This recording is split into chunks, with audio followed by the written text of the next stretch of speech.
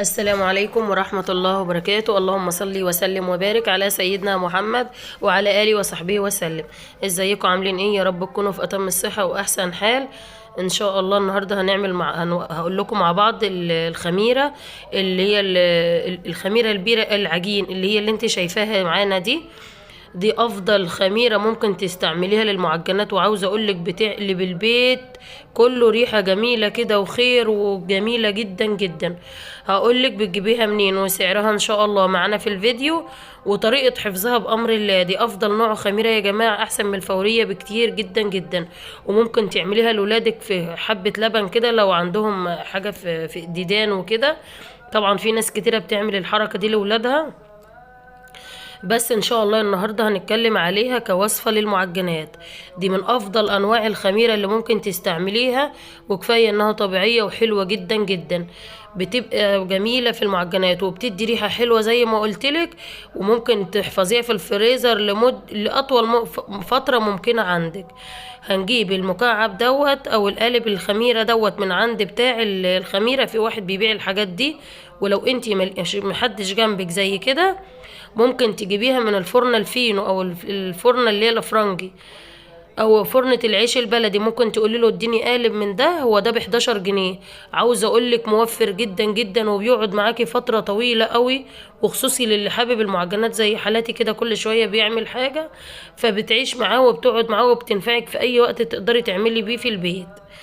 هتجيبي كده الخيط وهتنزليه زي ما انت شفتي كده معانا في الفيديو.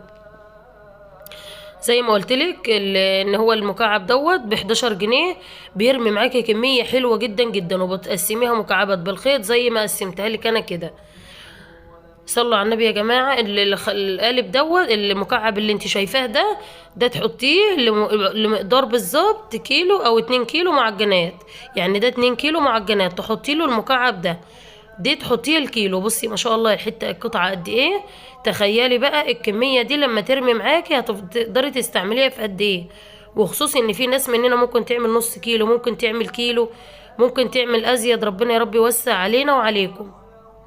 اهي حلوة جدا. ولو انتي ما لقيتيش الخميرة دي اللون ده، حاولي ما تاخديهاش، وهنعمل لها تيست مع بعض دلوقتي علشان تشوفي نتيجتها حلوة قد ايه. بتقطعيها مكعبات بالشكل اللي انتي شايفاه كده اهو. بس حاولي المكعب ما يكونش كبير معاكي. لو انتي بتستعملي مثلا نص كيلو، فبصي المكعب ده بتاخدي نصه او ربعه كمان، لانها حلوة جدا وبتدي ريحة حلوة جدا في العجين، فريحتها نفاذة ما شاء الله. بتديك الريحة كده بتاع زمان اللي احنا كنا بناكلها في العيش بتاع امهاتنا زمان. ربنا يبارك في عمرهم يا رب، ويطعمهم من طعام الجنة، اللهم امين. اهو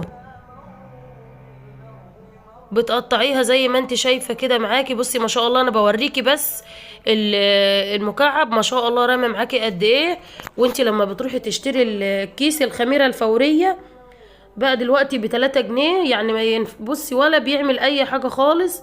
وفي نفس الوقت احنا عايزين نعدي الفترة دي زي ما قلتلكوا، وان شاء الله بإذن الله انتظروني. هنعمل بإذن الله وجبات فطار حلوة وعشاء، وكلها اقتصادية، وهنعملها من البداية للنهاية في البيت بأمر الله. اهو بصي المكعب زي ما بوريتك كده، ده ما شاء الله تحطيه لكيلو من المعجنات، يعني كيلو دقيق.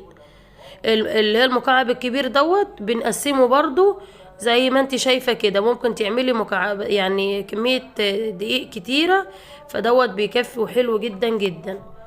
وعاوزة اقولك والله لو بصي حلوة في البيت، هاتي المكعب ده وشيليه في الفريزر، وتسحبي منه زي ما انت في اي وقت كده يخطر على بالك المعجنات تعمليها. قطعناها مكعبات زي ما انت شايفة كده، وهنحفظه في الفريزر برضو في كيس كده. تحطيه في الفريزر في كيس، وتسحبي منه مكعب مكعب. وان شاء الله بإذن الله لو في العمر بقية هنطلع، كل ما اطلع واحد هفكركم بيه واقول لكم دي الخميرة اللي احنا عملناها مع بعض وحطيناها في الفريزر. تعالي نعمل مكعب كده نعمل له تيست. بصي ما شاء الله صغير قد ايه، وفي شوية مية، وهنحط عليه معلقة من السكر، وهنعمل له تيست كده. ومش هيكمل ما شاء الله 10 دقايق. دي من نجاح الخميرة ان بس المية دي دافية، عشان الجو شتاء معانا فهي مية دافية. طبعا لو الجو صيف حاولي مية من الحنفية، هينفع جدا وهتبقى زي الفل ما شاء الله. هنقلبها بالمعلقة كده وهنغطيها في الطبق. مفيش 10 دقايق وهتلاقيها اشتغلت معاكي وبقت زي ما انت شايفة كده اهو. بصي بعد 10 دقايق عملت ازاي، ما شاء الله. دي كانت وصفتنا النهاردة، وانصحكم بيها تجيبوها في البيت، حلوة جدا جدا وتنفع لطيورك وتنفع لأولادك كل حاجة. يلا اشتركوا في القناة واشوفكم على خير. سلام عليكم.